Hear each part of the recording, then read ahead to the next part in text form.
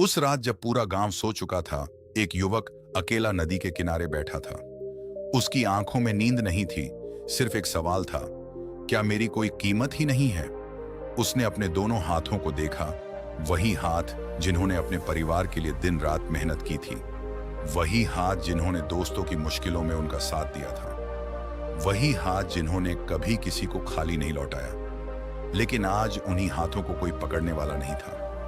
अगर आपने भी कभी महसूस किया है कि लोग आपकी अच्छाई का फायदा उठाते हैं, आपकी मौजूदगी को हल्के में लेते हैं और आपकी कदर तब तक नहीं करते जब तक आप उनसे दूर न हो जाएं, तो ध्यान से सुनिए, क्योंकि यह कहानी सिर्फ एक युवक की नहीं, शायद आपकी भी है।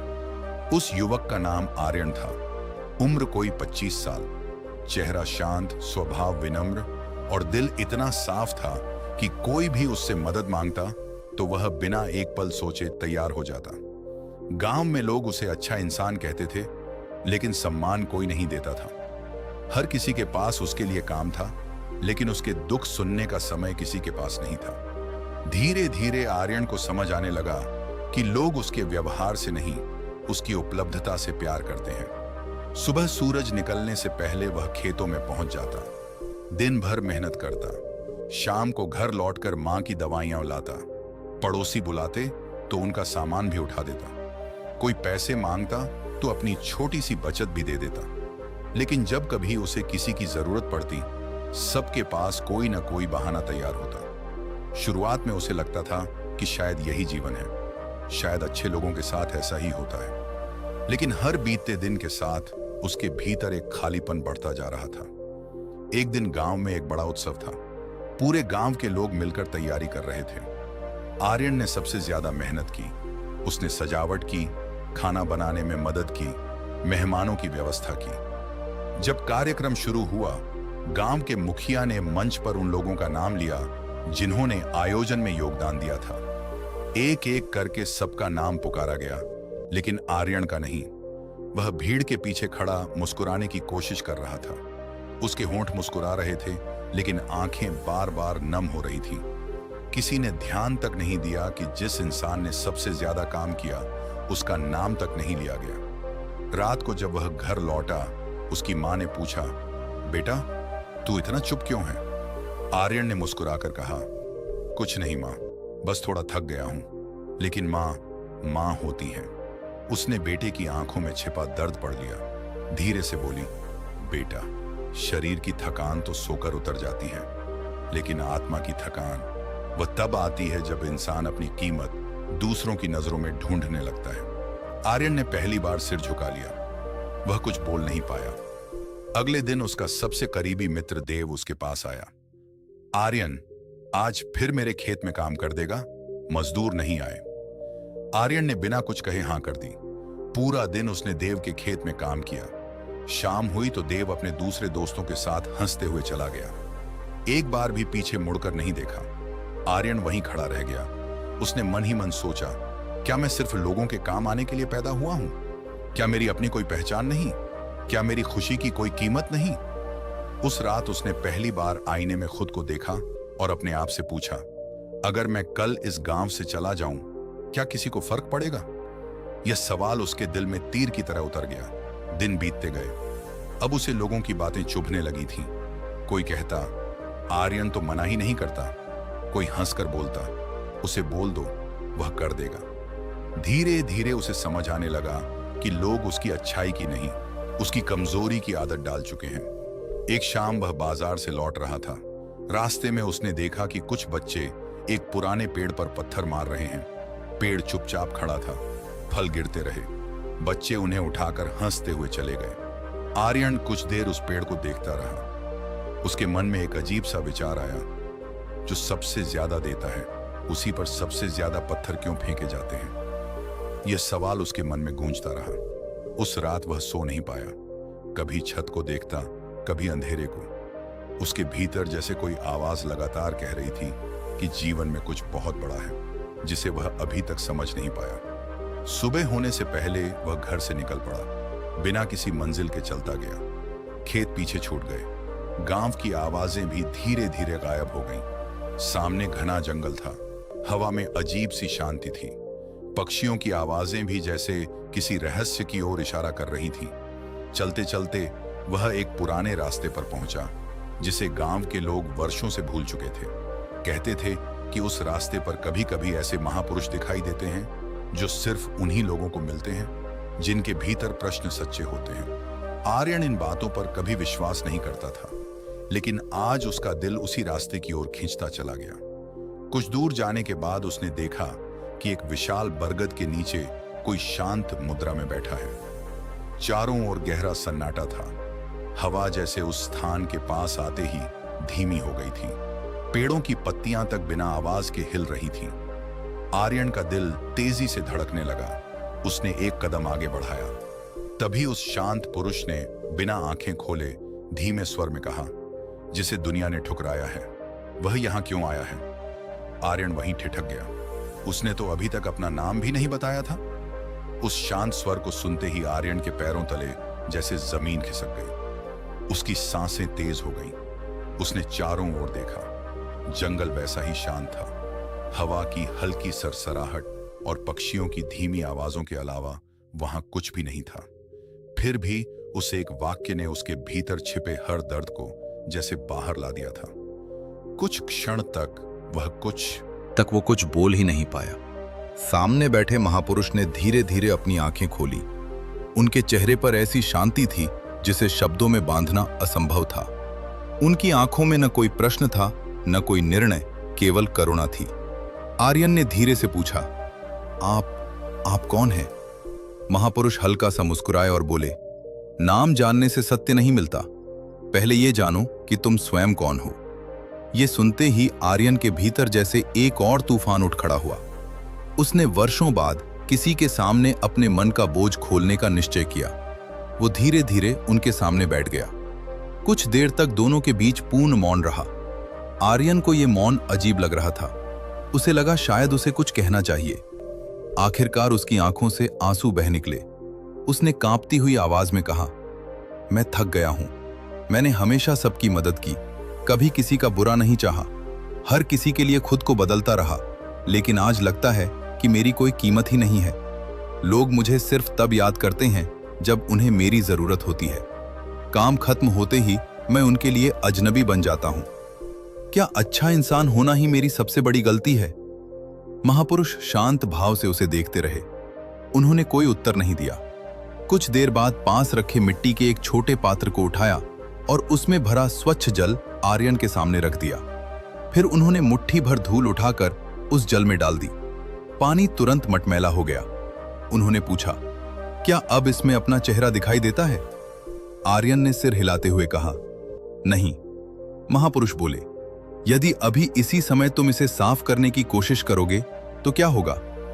आर्यन बोला, धूल और फैल जाएगी। महापुरुष मुस्कुराए, तो फिर क्या करना चाहिए? आर्यन कुछ सोचकर बोला, इसे कुछ देर शांत छोड़ देना चाहिए, धूल अपने आप नीचे बैठ जाएगी। महापुरुष ने उसकी आंखों में देखते हुए कहा, तुम्हारा मन भी इसी जल की तरह है। लोगों के शब्द, उनकी उपेक्षा, उनका स्वार्थ, ये सब धूल की तरह उसमें गिरता रास्ता है, लेकिन तुम हर बार उसी क्षण स्वयं को साबित करने निकल पड़ते हो। जितना अधिक हिलते हो उतना ही मन मटमैला होता जाता है। ध्यान से सुनिए, यही वो बात है जिसे ज्यादातर लोग समझ नहीं पाते। दुनिया का व्यवहार आपके मूल्य का प्रमाण नहीं होता, वो केवल सामने वाले के स्वभाव का परिचय होता है।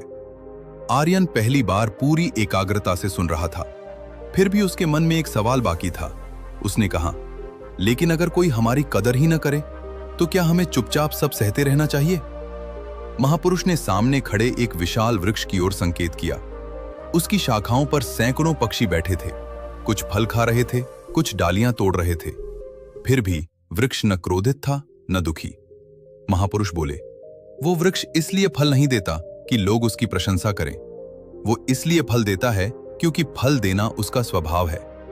लेकिन क्या तुमने कभी देखा है कि यह वृक्ष अपनी जड़ों को छोड़कर उन लोगों के पीछे भागता हो जो उसे पत्थर मारते हैं? नहीं, वो अपनी जगह स्थिर रहता है। जो उसके पास आता है वही उसका फल पाता है। आर्यन चुप हो गया। उसके भीतर कुछ बदलने लगा था, लेकिन वर्षों की पीड़ा अभी भी उसके मन को पकड़कर बैठी थी। उसने धीरे से कहा, मैंने हमेशा दूसरों को खुश रखने की कोशिश की, फिर भी मैं अकेला क्यों रह गया? महापुरुष ने उत्तर दिया, क्योंकि तुमने दूसरों को खुश रखने के लिए स्वयं को खो दिया। जिसने स्वयं को खो दिया, दुनिया उसकी कीमत नहीं समझती। जो व्यक्ति हर समय उपलब्ध रहता है, लोग उसे आवश्यकता समझते हैं, सम्मान नहीं। ये सुनते ही आर्यन के मन में गांव के वे सभी दृश्य एक एक करके उभरने लगे।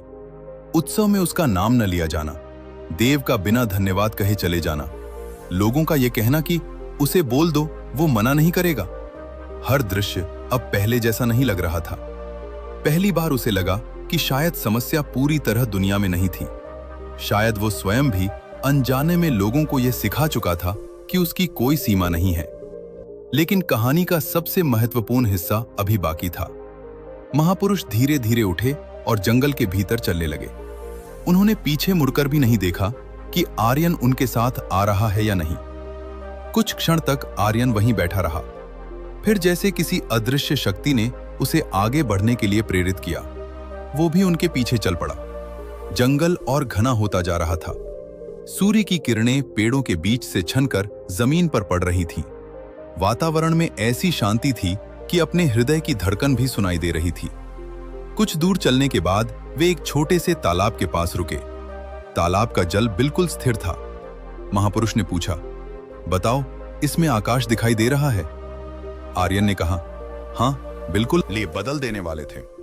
दूर से आती वह दर्द भरी चीख जंगल की शांति को चीरती हुई उनके कानों तक पहुंच रही थी। आर्यन का हृदय तेजी से धड़कने लगा। बिना कुछ सोचे वह उस दिशा में दौड़ पड़ा। महापुरुष उसी शांत गति से उसके पीछे चलते रहे। कुछ ही देर में वे एक खुली जगह पर पहुंचे, जहां एक बूढ़ा लकड़हारा जमीन पर गिरा हुआ था। उसके पैर पर भारी पेड़ की एक मोटी डाल आ गिरी थी। आसपास कुछ लोग खड़े थे, लेकिन कोई भी उसकी मदद करने के लिए आगे नहीं बढ़ रहा था। हर कोई बस एक दूसरे का चेहरा देख रहा था। कोई कह रहा था, अगर डाल हटाते समय चोट लग गई तो? कोई बोला, यह हमारा काम नहीं है। कुछ लोग तो केवल तमाशा देखने आए थे। आर्यन से यह दृश्य देखा नहीं गया। वह बिना एक पल गंवाए उस भारी डाल को उठाने की कोशिश करने लगा। उसने पूरी ताकत लगा दी। कुछ देर बाद 2-3 लोग और आगे आए, तब जाकर बूढ़ा लकड़हारा मुक्त हो सका। उसकी सांसें तेज चल रही थीं, आंखों में कृतज्ञता के आंसू थे। उसने कांपते हाथों से आर्यन का हाथ पकड़कर कहा, बेटा, भगवान तुम्हें खुश रखे। अगर तुम नहीं आते तो शायद आज मेरी आखिरी सांस होती। आर्यन के चेहरे पर हल्की सी मुस्कान आई। इतने दिनों बाद किसी की सच्ची कृतज्ञता ने उसके भीतर एक अनजानी गर्माहट भर दी। लेकिन तभी उसने देखा कि जिन लोगों ने कुछ क्षण पहले मदद करने से इनकार कर दिया था, वही अब आपस में बातें करते हुए आगे बढ़ गए। किसी ने यह नहीं कहा कि आर्यन ने साहस दिखाया। किसी ने उसकी ओर मुड़कर भी नहीं देखा, जैसे कुछ हुआ ही ना हो। आर्यन के चेहरे की मुस्कान धीरे धीरे फीकी पड़ गई। महापुरुष उसकी ओर देख रहे थे। उन्होंने शांत स्वर में पूछा, क्या तुमने उस बूढ़े की मदद इसलिए की थी कि ये लोग तुम्हारी प्रशंसा करें? आर्यन कुछ क्षण चुप रहा, फिर बोला, नहीं, मैंने तो इसलिए मदद की क्योंकि वह कष्ट में था। महापुरुष मुस्कुराए, तो फिर तुम्हारा काम पूरा हो चुका था। बाकी लोगों की प्रतिक्रिया तुम्हारे कर्म का हिस्सा कभी थी ही नहीं। यह सुनकर आर्यन भीतर ही भीतर सोचने लगा, क्या सचमुच वह हर अच्छे काम के बाद अनजाने में लोगों की स्वीकृति का इंतजार करता था? क्या उसका दुख लोगों की उपेक्षा से कम और उनकी प्रशंसा की अपेक्षा से ज्यादा पैदा होता था? यह प्रश्न उसके मन में गहराई तक उतर गया। ध्यान से सुनिए, यहीं से आर्यन की सबसे कठिन यात्रा शुरू हुई। बाहर की दुनिया को बदलना आसान होता है, लेकिन अपने मन की आदतों को बदलना सबसे कठिन युद्ध होता है। महापुरुष उसे जंगल के और भीतर ले गए। वहां एक छोटी सी कुटिया थी। चारों ओर फूल खिले थे। कुछ भिक्षु मौन रहकर अपने कार्यों में लगे थे। कोई जल भर रहा था, कोई सूखी लकड़ियां इकट्ठा कर रहा था, कोई ध्यान में बैठा था। आश्चर्य की बात यह थी कि कोई किसी की प्रशंसा नहीं कर रहा था, फिर भी हर व्यक्ति पूरे मन से अपना काम कर रहा था। वहां न प्रतिस्पर्धा थी, न तुलना, न स्वयं को सिद्ध करने की बेचैनी। आर्यन को यह सब बहुत विचित्र लगा।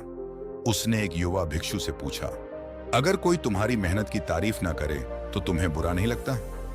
भिक्षु मुस्कुराया और बोला, अगर सूरज हर सुबह इस इंतजार में उगे कि लोग उसकी प्रशंसा करेंगे तो शायद कभी सुबह ही ना हो। यह उत्तर सुनकर आर्यन कुछ पल के लिए बिल्कुल निःशब्द हो गया। महापुरुष ने उसे अगले दिन से वहीं रहने की अनुमति दे दी। उन्होंने केवल एक नियम रखा, यहां तुम किसी को यह नहीं बताओगे कि तुम कौन हो, गांव में क्या करते थे या तुम्हारे साथ क्या हुआ। यहां तुम केवल स्वयं को देखोगे। पहले दिन आर्यन ने पूरे मन से काम किया। उसने आंगन साफ किया, जल भरा, रसोई में सहायता की। शाम तक वह थक गया, लेकिन मन में एक छोटी सी उम्मीद थी कि शायद कोई उसकी मेहनत की सराहना करेगा। रात हो गई, सबने भोजन किया, फिर सभी अपने अपने ध्यान में बैठ गए। किसी ने उसकी ओर देखा तक नहीं। उस रात वह बहुत बेचैन था। उसने सोचा, यहां भी किसी ने मेरी मेहनत नहीं देखी। अगले दिन उसने और अधिक परिश्रम किया, पहले से भी ज्यादा काम किया, फिर भी वही परिणाम, न धन्यवाद, न प्रशंसा, न सम्मान। तीसरे दिन उसके भीतर पुरानी पीड़ा फिर जाग उठी। उसने मन ही मन कहा, क्या यहां भी मेरी कोई कीमत नहीं है? लेकिन कहानी का सबसे महत्वपूर्ण हिस्सा अभी बाकी था। रात को महापुरुष उसके पास आए। उन्होंने पूछा, आज मन कैसा है? आर्यन ने पहली बार बिना कुछ छिपाए कहा, मैं फिर वही महसूस कर रहा हूं, जैसे मैं अदृश्य हूं। महापुरुष ने पास रखा एक दीपक जलाया, फिर उसे कुटिया के बीचों बीच रख दिया। पूरा कमरा प्रकाश से भर गया। उन्होंने पूछा, यह दीपक किसके लिए जल रहा है? आर्यन बोला, सबके लिए। महापुरुष ने फिर पूछा, क्या यह किसी का नाम पूछकर प्रकाश देता है? क्या यह इस बात का इंतजार करता है कि लोग इसकी प्रशंसा करें? आर्यन ने धीरे से सिर हिला दिया। महापुरुष बोले, जब तक तुम अपने प्रकाश के बदले तालियां मांगोगे, तब तक अंधेरा तुम्हारा पीछा नहीं छोड़ेगा। जिस दिन तुम्हें अपने प्रकाश में ही आनंद आने लगेगा, उसी दिन दुनिया की उपेक्षा तुम्हें छू भी नहीं पाएगी। इन शब्दों ने आर्यन के हृदय को गहराई से स्पर्श किया। लेकिन वर्षों की आदतें एक ही दिन में नहीं बदलती। अगले ही क्षण उसके मन में गांव की यादें लौट आईं। उसे देव याद आया, मां याद आई, वह उत्सव याद आया जहां उसका नाम तक नहीं लिया गया था। उसका मन फिर से भारी होने लगा। उसी समय एक छोटा सा बालक कुटिया में दौड़ता हुआ आया। उसकी आंखों में घबराहट थी। उसने हांफते हुए कहा, गुरुदेव, गांव से कुछ लोग यहां आ रहे हैं। वे बहुत क्रोधित हैं और वे किसी आर्यन नाम के युवक को खोज रहे हैं। यह सुनते ही आर्यन का चेहरा सफेद पड़ गया। उसने कभी नहीं सोचा था कि अतीत इतनी जल्दी उसका पीछा करते हुए यहां तक पहुंच जाएगा। बालक की बात सुनते ही आर्यन के भीतर जैसे वर्षों से दबा हुआ भय फिर जाग उठा। उसका गला सूख गया, हाथ अनायास कांपने लगे। उसने महापुरुष की ओर देखा, मानो उनसे कोई उत्तर, कोई सुरक्षा, कोई आश्वासन चाहता हो। लेकिन उनके चेहरे पर वही शांत मुस्कान थी। न चिंता, न घबराहट, न किसी आने वाले संकट का भय। उन्होंने केवल इतना कहा, जिस सत्य से तुम भागते हो वह तुम्हारा पीछा करता है। जिस सत्य का सामना कर लेते हो वही तुम्हें मुक्त कर देता है। कुछ ही देर में 5-6 ग्रामीण कुटिया के सामने आ पहुंचे। उनके चेहरों पर क्रोध साफ दिखाई दे रहा था। उनमें सबसे आगे देव था, वही देव जिसे आर्यन अपना सबसे करीबी मित्र समझता था। देव ने इधर उधर देखा और ऊंची आवाज में कहा, हमें पता है कि आर्यन यहीं है, उसे बाहर बुलाओ। गांव में बहुत काम पड़ा है। और वह बिना बताए चला आया। आर्यन ने यह शब्द सुने तो उसके हृदय में एक अजीब सी टीस उठी। उसे उम्मीद थी कि शायद कोई यह कहेगा, हम उसे वापस इसलिए लाना चाहते हैं क्योंकि वह हमारे लिए महत्वपूर्ण है। लेकिन यहां भी बात केवल काम की थी, उसके अस्तित्व की नहीं। महापुरुष ने उसकी ओर देखा, जैसे बिना बोले पूछ रहे हों, अब क्या समझ रहे हो? आर्यन धीरे धीरे बाहर आया। देव ने उसे देखते ही कहा, तुम यहां बैठे हो और वहां सब परेशान हैं। खेत का काम रुका पड़ा है। लोगों का सामान कौन पहुंचाएगा? उत्सव के बाद सफाई कौन करेगा? तुमने एक बार भी नहीं सोचा? आर्यन कुछ क्षण तक उसे देखता रहा। पहली बार उसने महसूस किया कि देव की बातों में उसकी चिंता नहीं थी, केवल उसकी सुविधा छिन जाने की बेचैनी थी।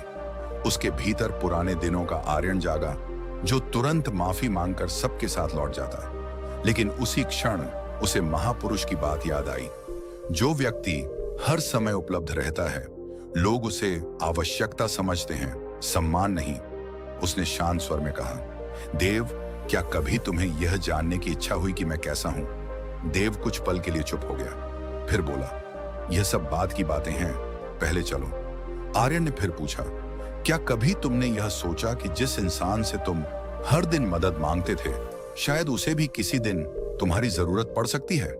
देव के पास इस प्रश्न का कोई उत्तर नहीं था। बाकी लोग भी एक दूसरे का चेहरा देखने लगे। ध्यान से सुनिए, जीवन में कुछ प्रश्न ऐसे होते हैं जिनका उत्तर शब्दों से नहीं, केवल मौन से मिलता है। महापुरुष आगे बढ़े और बोले, यदि कोई व्यक्ति कुएं से प्रतिदिन पानी लेता रहे लेकिन कभी यह न देखे कि कुएं में पानी बचा भी है या नहीं, तो एक दिन कुआं सूख जाता है। फिर वही लोग शिकायत करते हैं कि पानी क्यों नहीं मिला। दोष कुएं का नहीं, लेने वालों की आदत का होता है। ग्रामीणों के चेहरे झुकने लगे, लेकिन देव अब भी अपने अहंकार में था। उसने कहा, गुरुदेव, दुनिया ऐसे नहीं चलती। अगर हर कोई अपनी ही सोचने लगे तो दूसरों की मदद कौन करेगा? महापुरुष मुस्कुराए। उन्होंने पास बह रही एक छोटी नदी की ओर इशारा किया। सभी उनकी ओर देखने लगे। वे बोले, इस नदी को देखो, ये लगातार बहती है, रास्ते में खेतों को जल देती है, पेड़ों को जीवन देती है, पशुओं की प्यास बुझाती है, लेकिन क्या कभी इसने अपना स्रोत छोड़ दिया? यदि यह अपनी जड़ों से कट जाए तो कुछ ही दूरी पर सूख जाएगी। जो स्वयं को खोकर दूसरों को बचाना चाहता है, वह अंत में न स्वयं को बचा पाता है न दूसरों को। आर्यन नदी की ओर देखने लगा। पहली बार उसे समझ आया कि वह वर्षों से स्वयं को खाली करता जा रहा था। उसने सबको दिया, लेकिन कभी अपने भीतर झांक कर यह नहीं देखा कि उसके पास बचा क्या है। महापुरुष फिर उसे पहाड़ की ओर ले गए। दूर क्षितिज पर एक ऊंचा पर्वत बादलों को चीरता हुआ खड़ा था। उन्होंने पूछा, बताओ, क्या यह पर्वत हर आने जाने वाले से पूछता है कि तुम मेरी प्रशंसा करते हो या नहीं? आर्यन ने कहा, नहीं। महापुरुष बोले, फिर भी यह अडिग है। आंधी आती है, वर्षा आती है, धूप आती है, लेकिन यह अपनी ऊंचाई नहीं छोड़ता। यदि पर्वत हर हवा के साथ झुकने लगे तो वह पर्वत नहीं रहेगा। ये शब्द आर्यन के भीतर गहराई तक उतरते जा रहे थे। चलते चलते वे एक शांत तालाब के किनारे पहुंचे। उसमें खिला एक कमल सूरज की ओर मुख किए खड़ा था। उसके चारों ओर कीचड़ थी, लेकिन कमल पर कीचड़ का एक भी दाग नहीं था। महापुरुष ने कहा, यही वह बात है जिसे ज्यादातर लोग समझ नहीं पाते। कमल कीचड़ से लड़ता नहीं, उससे भागता भी नहीं, वह बस ऊपर उठ जाता है। दुनिया का व्यवहार कीचड़ की तरह है। यदि तुम हर अपमान, हर उपेक्षा और हर आलोचना में फंस जाओगे तो कभी खिल नहीं पाओगे। आर्यन की आंखें नम हो गईं। उसे अपने जीवन के हर अपमान की याद आने लगी, लेकिन इस बार उन यादों के साथ पीड़ा कम और समझ अधिक थी। सूरज धीरे धीरे पश्चिम की ओर झुक रहा था। आकाश सुनहरे रंग से भर चुका था। तभी महापुरुष ने एक छोटी सी सूखी लकड़ी उठाई और उसमें आग लगा दी। आग कुछ क्षणों में तेज हो गई। उन्होंने पूछा, आग किसे जलाती है? आर्यन बोला, जो उसके बहुत पास जाता है। महापुरुष ने कहा, क्रोध भी ऐसा ही है। तुम सोचते हो कि इससे सामने वाला जलेगा, लेकिन सबसे पहले तुम्हारा अपना मन जलता है। इतना कहकर उन्होंने जलती हुई लकड़ी को नदी में डाल दिया। कुछ ही क्षणों में आग बुझ गई। फिर बोले, और जल? आर्यन ने कहा, वह आग को शांत कर देता है। महापुरुष ने उसकी आंखों में देखते हुए कहा, जब कोई तुम्हारी कदर न करे तब क्रोध मत बनो, जल बनो, क्योंकि जल शांत होकर भी सबसे कठोर पत्थर को समय के साथ बदल देता है। आर्यन अब पहले जैसा नहीं रहा था, लेकिन उसके भीतर का अंतिम संघर्ष अभी समाप्त नहीं हुआ था। वह अभी भी सोच रहा था, अगर मैं बदल गया तो क्या लोग भी बदल जाएंगे? महापुरुष ने जैसे उसके मन की बात पढ़ ली। वे मुस्कुराए और बोले, तुम्हारा परिवर्तन दुनिया को बदलने के लिए नहीं, स्वयं को मुक्त करने के लिए है। उसी क्षण दूर से एक स्त्री रोती हुई कुटिया की ओर भागती दिखाई दी। उसकी सांसें फूल रही थीं। वह गिरते पड़ते महापुरुष के चरणों में आ गिरी और कांपती हुई आवाज में बोली, गुरुदेव, जल्दी चलिए, गांव में भयंकर आग लग गई है, कई घर जल रहे हैं। और वह कुछ पल के लिए रुकी। उसकी आंखों से आंसू लगातार बह रहे थे। और सबसे पहले आग आर्यन के घर तक पहुंच चुकी है। आर्यन के चेहरे का रंग उड़ गया। उसकी मां, उसका घर, उसकी सारी यादें एक ही पल में उसे लगा जैसे उसके भीतर जन्म ले रही सारी शांति फिर से बिखरने वाली है। आर्यन के कानों में जैसे बाकी सारी आवाजें बंद हो गईं। उसे केवल एक ही शब्द सुनाई दे रहा था, आग। उसका हृदय इतनी तेजी से धड़क रहा था कि उसे लगा मानो अभी सीने से बाहर निकल आएगा। अगले ही क्षण वह पूरी ताकत से गांव की ओर दौड़ पड़ा। उसकी आंखों के सामने केवल अपनी मां का चेहरा था। महापुरुष भी शांत गति से उसके पीछे चल पड़े। उनके चेहरे पर वैसी ही स्थिरता थी जैसे उन्हें पता हो कि यह परीक्षा केवल आग की नहीं, आर्यन के भीतर चल रहे तूफान की भी है। जैसे जैसे वे गांव के करीब पहुंचे, आसमान में उठता धुएं का काला गुब्बार और स्पष्ट दिखाई देने लगा। लोगों की चीखें हवा में गूंज रही थीं, बच्चे रो रहे थे, औरतें पानी की बाल्टियां लेकर इधर उधर दौड़ रही थीं, पुरुष आग बुझाने की कोशिश कर रहे थे। पूरे गांव में अफरा तफरी मची हुई थी। आर्यन दौड़ता हुआ अपने घर के सामने पहुंचा। उसकी आंखों में आंसू भर आए। घर का एक हिस्सा आग की लपटों में घिर चुका था। उसकी मां बाहर बैठी थी। कुछ पड़ोसियों ने समय रहते उन्हें बाहर निकाल लिया था। उन्हें सुरक्षित देखकर आर्यन की सांस में सांस आई। उसने मां को गले लगा लिया।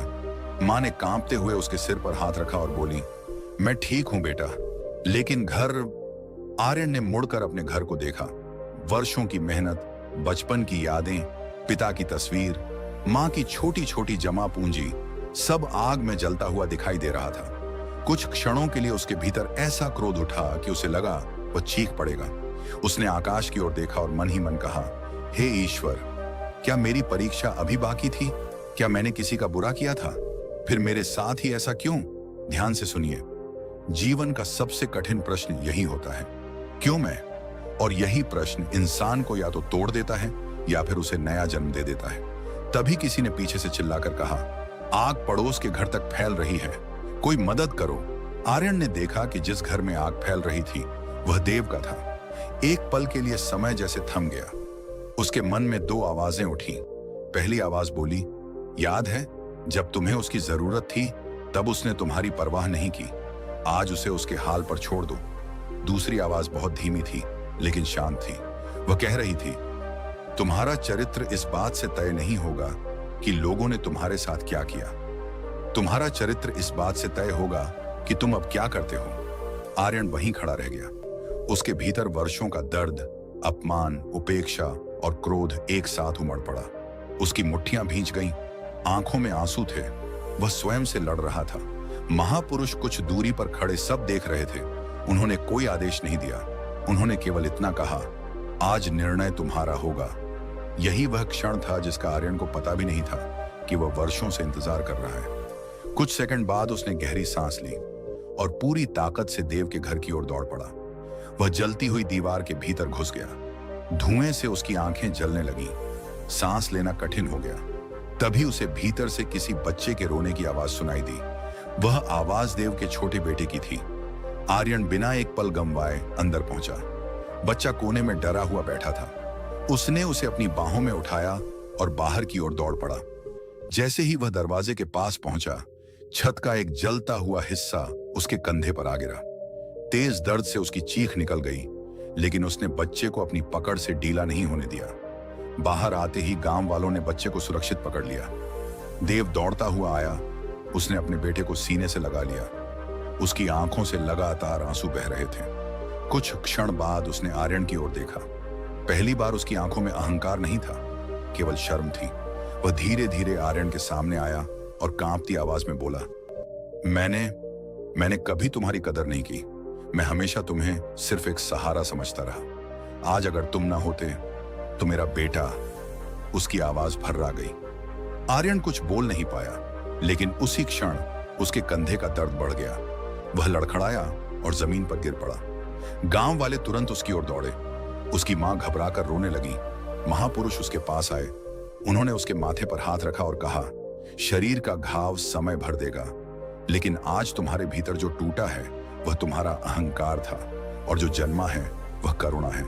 आर्यन ने दर्द से भरी आंखों से उनकी ओर देखा और धीमे स्वर में पूछा, गुरुदेव, अगर मैंने उसे बचाया तो क्या अब वह मेरी कदर करेगा? महापुरुष मुस्कुराए। उन्होंने कहा, यदि तुम्हारा यह प्रश्न अभी भी बाकी है तो समझो, यात्रा अभी पूरी नहीं हुई। आर्यन ने आश्चर्य से उनकी ओर देखा। महापुरुष बोले, यदि सामने वाला बदल जाए तभी तुम शांत रहो, तो तुम्हारी शांति अभी भी उसके हाथों में है। सच्ची मुक्ति तब होती है जब तुम्हारा मन सामने वाले के बदलने की प्रतीक्षा करना छोड़ देता है। ये शब्द सुनकर आर्यन की आंखें बंद हो गईं। उसे पहली बार एहसास हुआ कि वह वर्षों से लोगों के व्यवहार का कैदी बना हुआ था। लेकिन कहानी का सबसे महत्वपूर्ण हिस्सा अभी बाकी था। रात गहरा चुकी थी। आग पर लगभग काबू पा लिया गया था। गांव के लोग थके हुए बैठे थे। तभी एक बुजुर्ग ग्रामीण तेजी से महापुरुष के पास आए और घबराकर बोले, गुरुदेव, हमें अभी पता चला है कि यह आग दुर्घटना नहीं थी। सभी लोग चौंक कर उनकी ओर देखने लगे।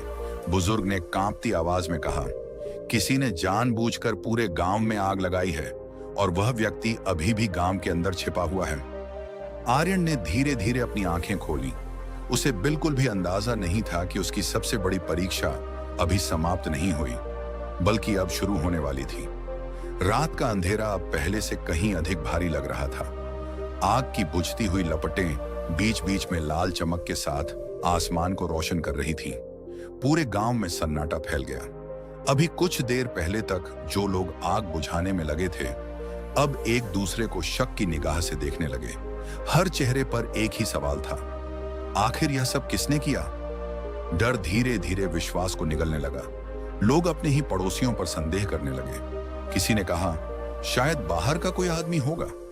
किसी ने फुसफुसाकर कहा, नहीं, यह काम गांव के ही किसी व्यक्ति का है। आर्यन चुपचाप यह सब देख रहा था। कुछ घंटे पहले तक उसका मन भी क्रोध से भरा हुआ था, लेकिन अब वह अपने भीतर कुछ अलग महसूस कर रहा था। दर्द अभी भी था, कंधे की चोट भी जल रही थी, घर का आधा हिस्सा राख बन चुका था। फिर भी उसके भीतर पहले जैसी बेचैनी नहीं थी। उसे समझ नहीं आ रहा था कि यह बदलाव कैसे आने लगा। महापुरुष ने गांव वालों को इकट्ठा किया। वे बोले, जब बाहर आग लगती है तो घर जलते हैं, लेकिन जब मन में आग लगती है तो रिश्ते जलते हैं। आज तुम्हें तय करना है कि तुम केवल घर बचाओगे या अपना हृदय भी।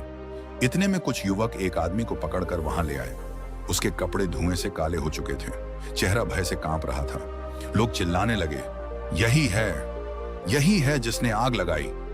किसी ने उसे धक्का दिया, किसी ने थप्पड़ मार दिया। देखते ही देखते भीड़ का क्रोध हिंसा में बदलने लगा। आर्यन भी उस व्यक्ति को देख रहा था। कुछ क्षण पहले तक वह भी शायद इसी भीड़ का हिस्सा बन जाता, लेकिन आज उसके भीतर कुछ बदल चुका था। तभी महापुरुष आगे बढ़े और उन्होंने भीड़ से कहा, रुक जाओ। उनकी आवाज ऊंची नहीं थी, लेकिन इतनी शांत थी कि पूरा गांव अचानक मौन हो गया। महापुरुष ने उस आदमी से पूछा, सच बताओ। वह व्यक्ति रो पड़ा, कांपती आवाज में बोला, मैं इस गांव का नहीं हूं। कई दिनों से भूखा था। मैंने एक खाली घर में खाना ढूंढने के लिए आग की छोटी सी मशाल जलाई थी। तेज हवा चली और आग फैल गई। मेरा इरादा पूरे गांव को जलाने का नहीं था। जब आग बढ़ गई तो मैं डर गया और छिप गया। लोग फिर क्रोधित हो उठे, झूठ बोल रहा है, इसे सजा दो, इसने सब बर्बाद कर दिया। महापुरुष शांत रहे। उन्होंने आर्यन की ओर देखा। आर्यन, यदि निर्णय तुम्हें करना हो तो तुम क्या करोगे? पूरा गांव उसकी ओर देखने लगा। यही वह क्षण था जिसे ज्यादातर लोग समझ नहीं पाते। बदला लेना आसान होता है, न्याय करना कठिन, और करुणा के साथ न्याय करना सबसे कठिन। आर्यन धीरे धीरे उस व्यक्ति के पास गया। उसने उसकी आंखों में देखा। वहां उसे घृणा नहीं दिखाई दी, केवल भय, पछतावा और भूख दिखाई दी। उसे अचानक अपनी मां की एक पुरानी बात याद आई। भूखा इंसान कई बार अपराधी नहीं होता, मजबूर होता है। उसने गहरी सांस ली और कहा, इससे गलती हुई है, इसकी जिम्मेदारी तय होनी चाहिए। लेकिन अगर हम भी क्रोध में अंधे होकर इसे मार देंगे तो हमारे और इसके बीच फर्क क्या रह जाएगा? पूरे गांव में फिर सन्नाटा छा गया। देव आगे आया, वही देव जो कभी आर्यन की कदर नहीं करता था। उसने धीरे से कहा, आज मैं पहली बार समझ रहा हूं, मजबूत वह नहीं जो बदला ले ले, मजबूत वह है जो बदले की आग को अपने भीतर बुझा दे। महापुरुष मुस्कुराए। वे आर्यन को लेकर नदी किनारे पहुंचे। रात का अंतिम पहर था। चंद्रमा का प्रतिबिंब शांत जल में दिखाई दे रहा था। महापुरुष बोले, इस नदी को देखो, इसमें हर दिन गंदगी भी गिरती है, फूल भी गिरते हैं, लेकिन यह दोनों को बहाकर आगे बढ़ जाती है।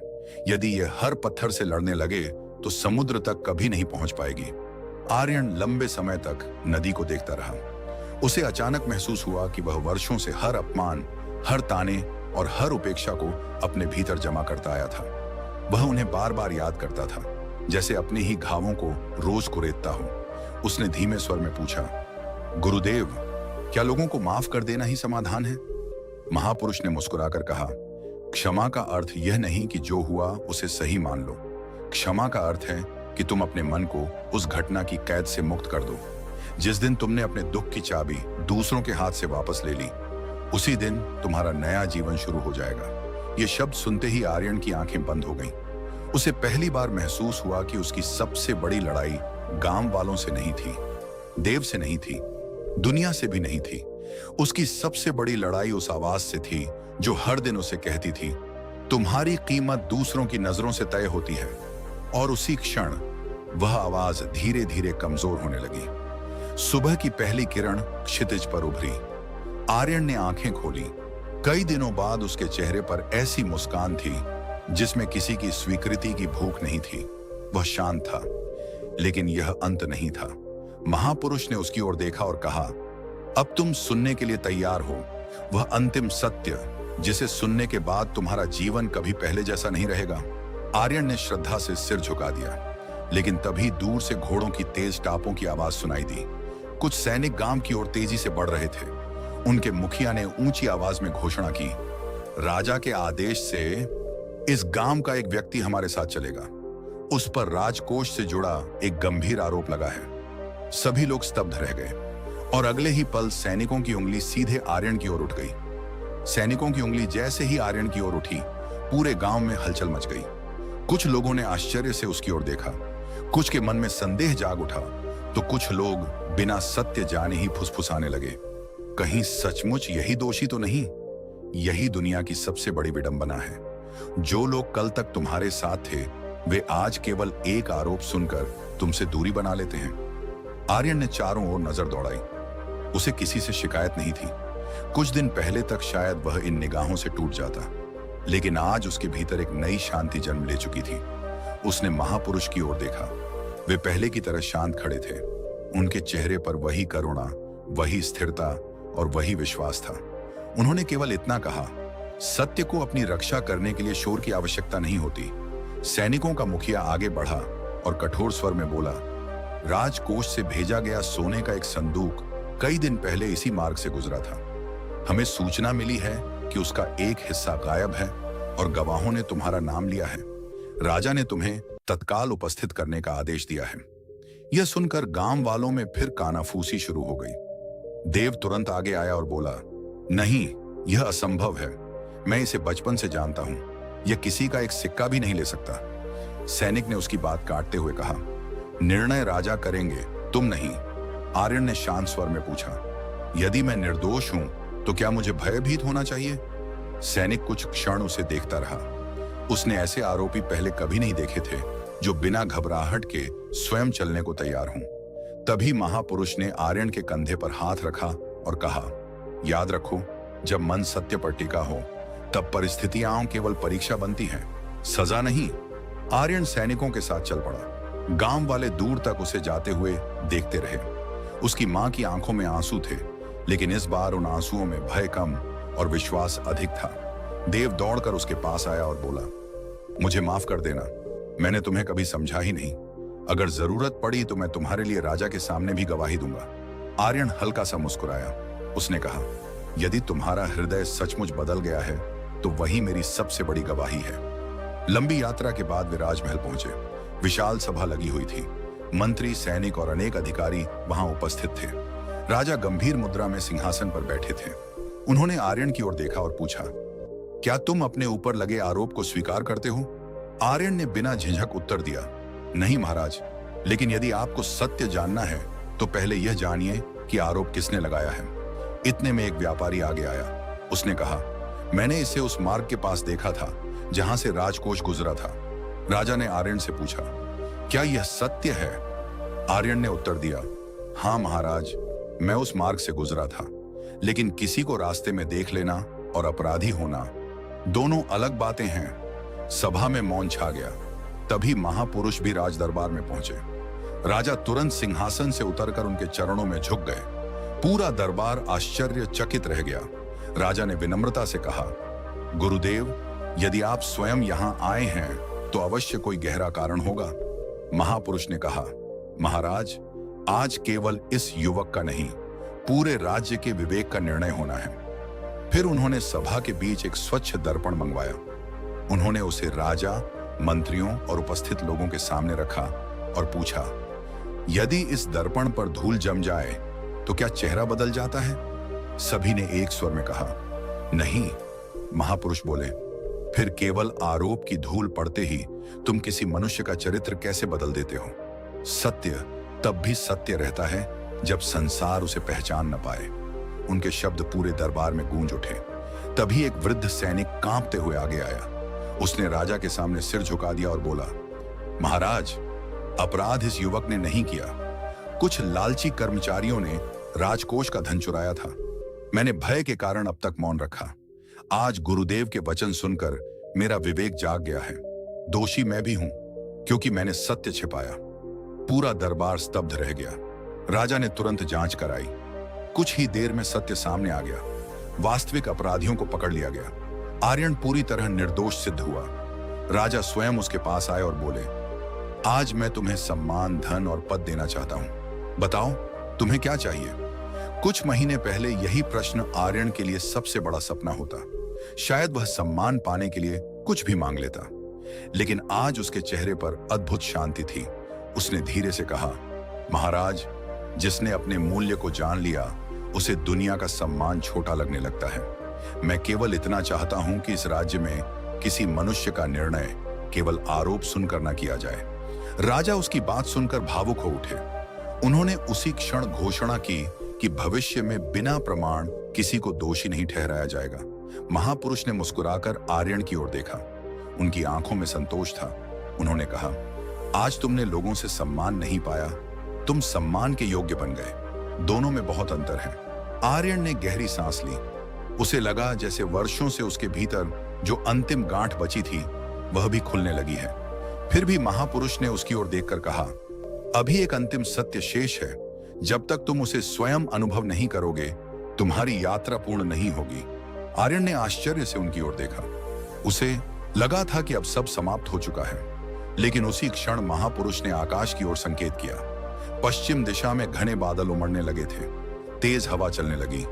वातावरण अचानक बदल गया। महापुरुष ने गंभीर स्वर में कहा, अब समय आ गया है तुम्हारी अंतिम परीक्षा का।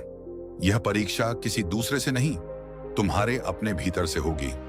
आर्यन ने आंखें बंद कर ली। उसे महसूस हुआ कि उसके भीतर अभी भी एक बहुत सूक्ष्म इच्छा जीवित है। दुनिया उसे महान माने। उसी क्षण उसे समझ आया कि अहंकार केवल अपमान में नहीं छिपता, वह सम्मान की इच्छा बनकर भी जीवित रहता है। और जैसे ही यह सत्य उसके भीतर स्पष्ट हुआ, महापुरुष मुस्कुराए, लेकिन अगले ही क्षण उन्होंने ऐसी बात कही जिसने आर्यन को भीतर तक हिला दिया। कल सूर्योदय से पहले मैं इस संसार को छोड़ दूंगा। आर्यन की आंखें फैल गईं। उसने कभी कल्पना भी नहीं की थी कि उसकी सबसे बड़ी परीक्षा अपने गुरु से बिछड़ने की होगी। महापुरुष के अंतिम शब्द सुनते ही आर्यन के भीतर जैसे सब कुछ थम गया। कुछ क्षण पहले तक जिसने अपने मन पर विजय पाने की शुरुआत की थी, वही मन अब फिर से कांप उठा। उसकी आंखों से आंसू बह निकले। उसने कांपती हुई आवाज में कहा, गुरुदेव, अभी तो मैंने जीना सीखा है। अभी तो मैं स्वयं को पहचानना शुरू ही कर पाया हूं। आप मुझे छोड़कर कैसे जा सकते हैं? महापुरुष ने प्रेम से उसकी ओर देखा। उनके चेहरे पर वैसी ही शांत मुस्कान थी जैसी पहली बार बरगद के नीचे बैठते समय थी। उन्होंने धीरे से कहा, जो आता है वह जाता भी है। यही प्रकृति का नियम है, लेकिन ज्ञान कभी नहीं जाता। यदि तुमने शब्दों को नहीं, सत्य को स्वीकार किया है तो मैं कहीं नहीं जाऊंगा।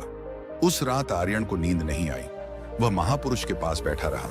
चंद्रमा धीरे धीरे पश्चिम की ओर ढलने लगा। हवा पहले की तरह शांत थी, लेकिन अब वह शांति उसे खालीपन नहीं, गहराई का अनुभव करा रही थी। उसने बीते दिनों को याद किया। वह रात जब वह नदी किनारे बैठकर अपनी कीमत खोज रहा था।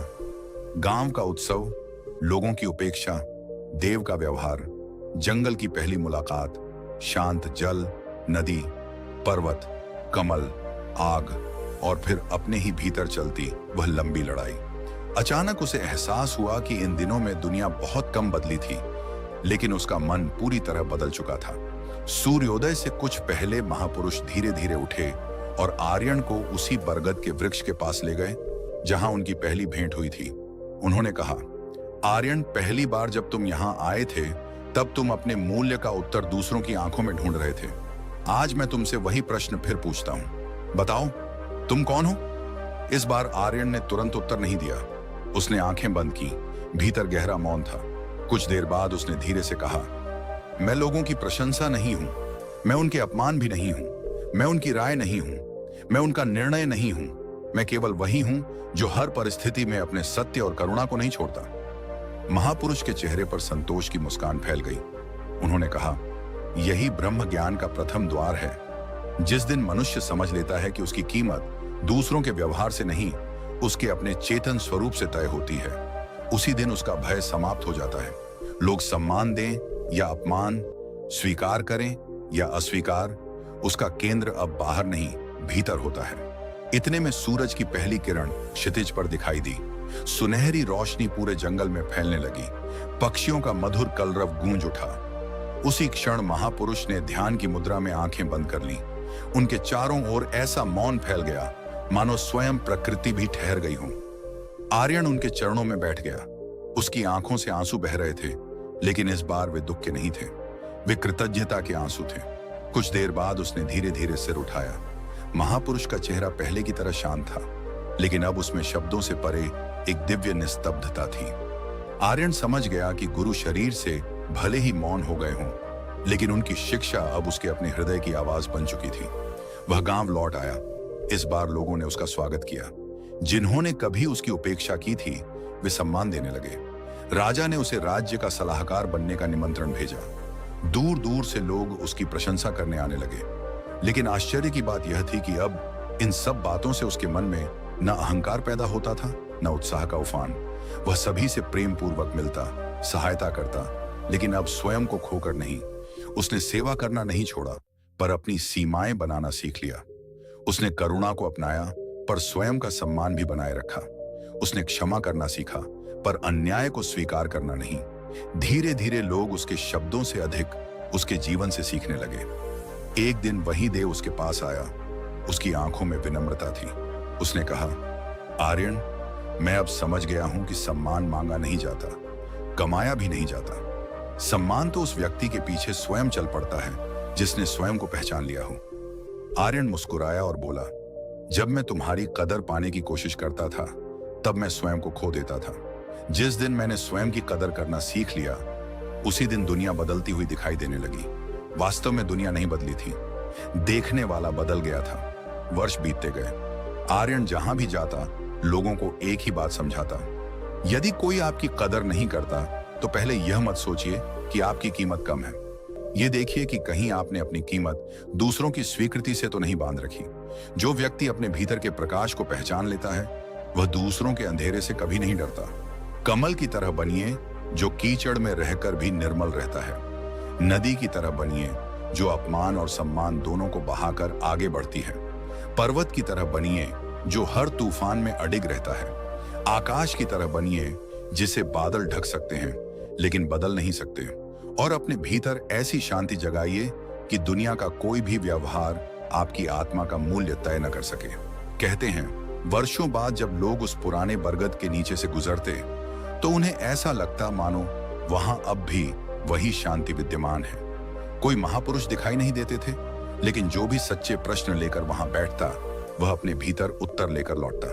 क्योंकि सच्चा गुरु किसी स्थान पर नहीं रहता, वह उस चेतना में जीवित रहता है जो मनुष्य को स्वयं से मिलवा दे।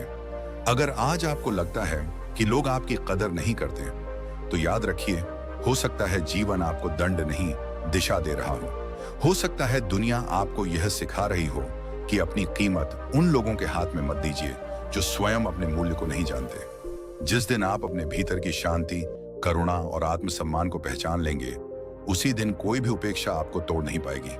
उस दिन आपको समझ आएगा कि सबसे बड़ा सम्मान दूसरों से नहीं, स्वयं की आत्मा से मिलता है, और वही सम्मान कभी छिन नहीं सकता। अगर इस कहानी ने आपके दिल को छुआ है, तो इसे उन लोगों तक जरूर पहुंचाइए जिन्हें इसकी जरूरत है। अगर आप ऐसी ही जीवन बदल देने वाली कहानियां सुनना चाहते हैं, तो चैनल को सब्सक्राइब करना न भूलें।